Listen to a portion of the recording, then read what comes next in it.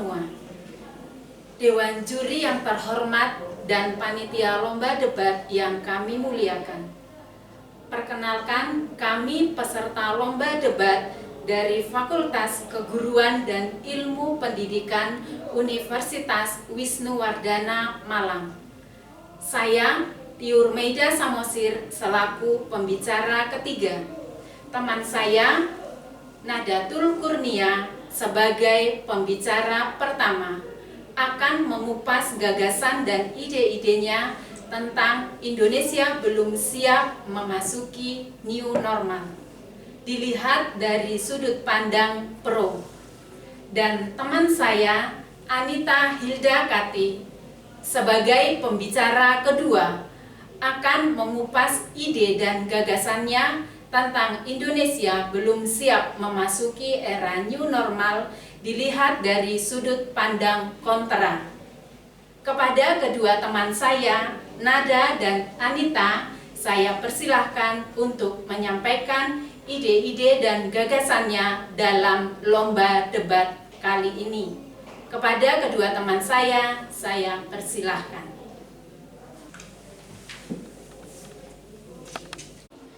Dewan juri yang terhormat, panitia lomba yang saya banggakan, dan pihak kontra yang saya kasihi, untuk mosi yang kita angkat kali ini yaitu Indonesia belum siap menerapkan new normal. Saya setuju dengan hal tersebut. Memang benar, Indonesia sebenarnya belum siap menghadapi new normal atau tatanan kehidupan baru. Mengapa saya mengatakan hal demikian? Karena menurut saya ada 3 poin yang mengatakan Indonesia masih belum siap new normal. Yang pertama yaitu ketidaksadaran dari masyarakat untuk mematuhi aturan yang berlaku.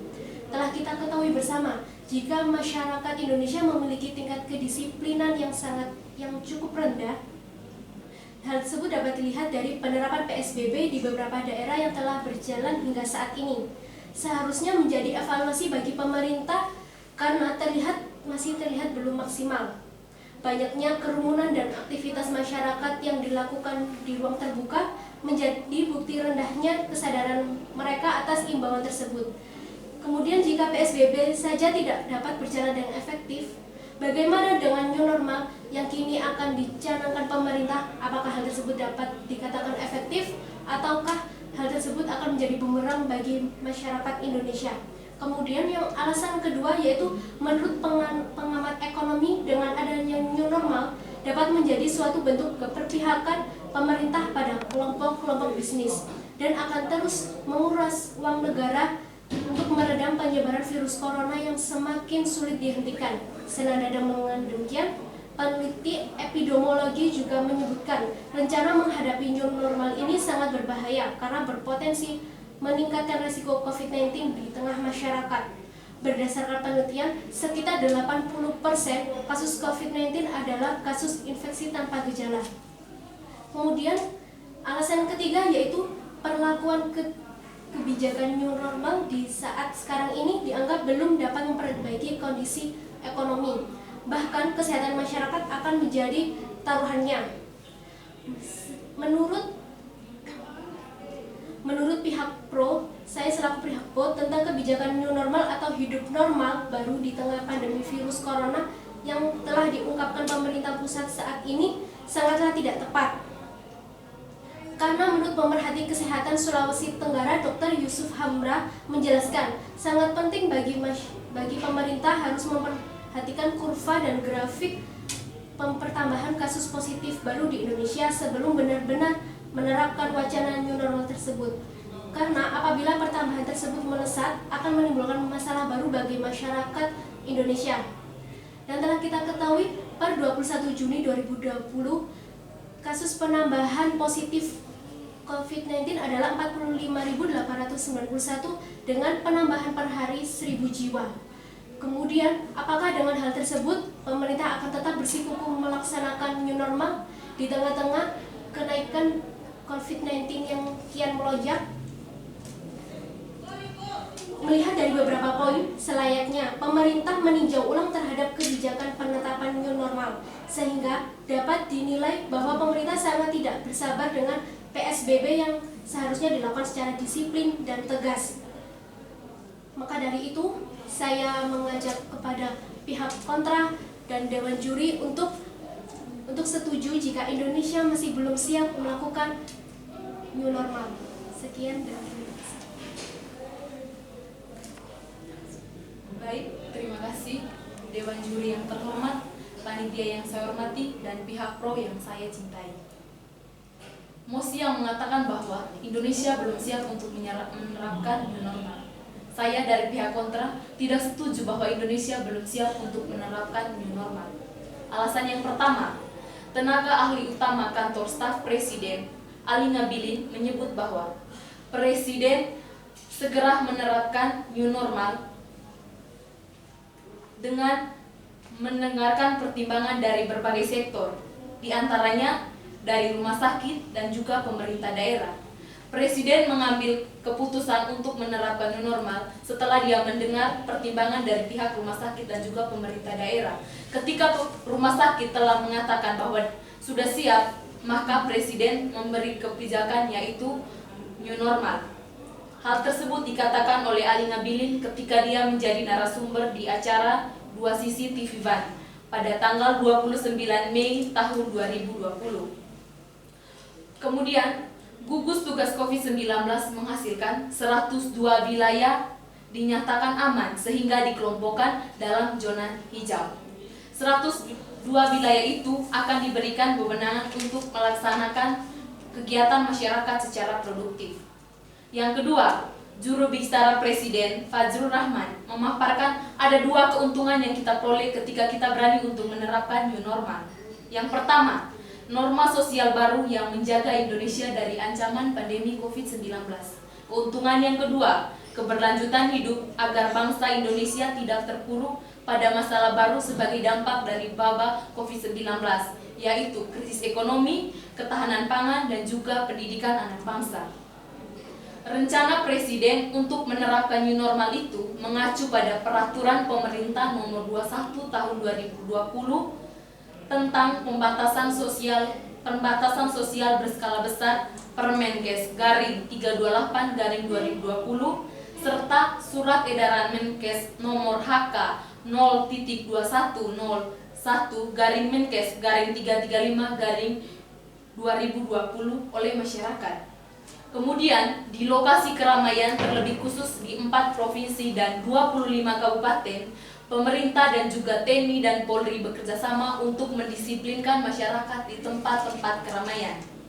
Pemerintah bekerjasama dengan Polri dan TNI dengan berlandaskan pada sesuai dengan Undang-Undang Polri Nomor 2 Tahun 2002 dan Undang-Undang TNI Nomor 34 Tahun 2004.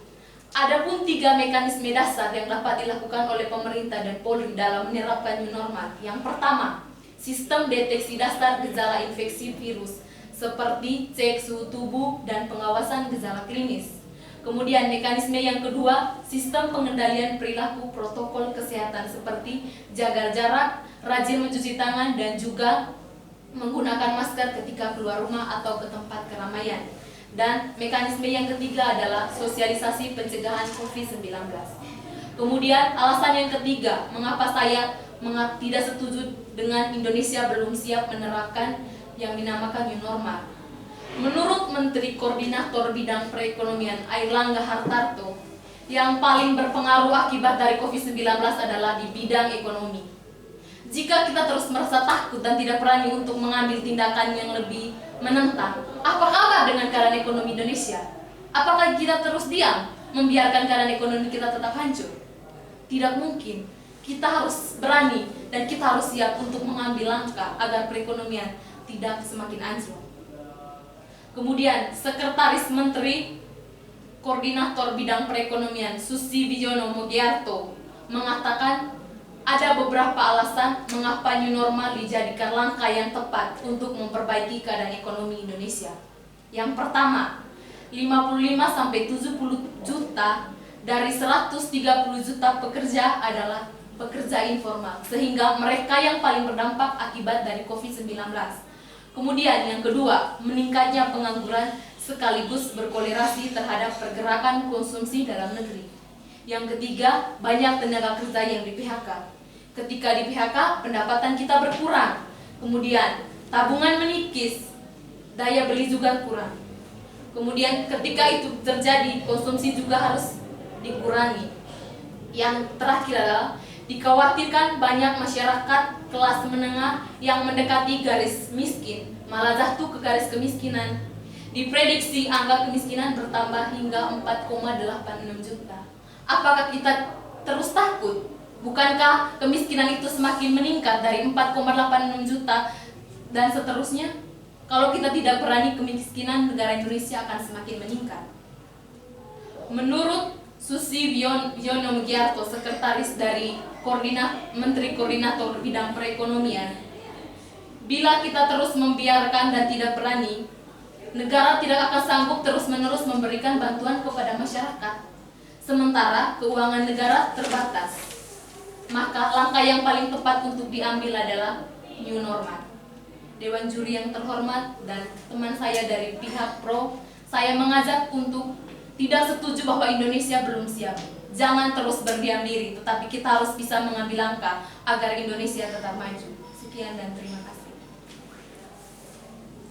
Dewan Juri yang terhormat, dari kedua gagasan tersebut, new normal atau tatanan kehidupan yang baru diterapkan saat ini bukan sesuatu yang terlalu cepat. Sekaranglah saatnya kita memulai kebaruan baru. Semua elemen ditata ulang sesuai protokol kesehatan yang berlaku saat ini. Kebaruan hidup dalam segala hal perlu disiapkan dengan matang. Kerjasama yang baik antara pemerintah dan masyarakat sangat dibutuhkan. Pemerintah mengeluarkan regulasi yang tepat, mengkomunikasikan kepada masyarakat dengan bahasa yang mudah dipahami oleh masyarakat, dan masyarakat mematuhi dan mengimplementasikannya dalam kehidupan sehari-hari. Indikator keberhasilan new normal ada di tangan masyarakat. Adanya perubahan perilaku tatanan kehidupan yang baru dengan pembiasaan yang baru, seperti sering menggunakan masker, sering mencuci tangan dengan menjaga kebersihan, lalu menjaga jarak ketika berada di tempat ramai. Kita ketahui pasar dan tempat ramai menjadi salah satu klaster penyebab tertinggi penyebaran COVID-19. Jika ini menjadi tatanan kebiasaan pola hidup yang baru dari masyarakat, maka ekonomi akan bertumbuh dengan baik. Kehidupan masyarakat akan berjalan dengan efisien, dan pastinya kita akan dapat mengurangi penyebaran COVID-19 dengan cepat. Memasuki new normal, ada 3 tatanan kehidupan baru yang harus kita terapkan. Pertama, kita harus selalu berpikir positif. Jangan takut, jangan waspada, dan jangan cemas. Tetapi positif saja tidak perlu. Kita harus berpikir kritis dan waspada. Lebih dari itu, kita juga harus mengimplementasikan dalam hidup kita setiap hari, berpikir positif, kritis, dan waspada dengan action dan disiplin diri yang ketat. Masyarakat taat, kita taat, Indonesia pasti bisa. Sekian diskusi kami pada siang hari ini. Kurang lebih kami mohon maaf. Sekian dan terima kasih.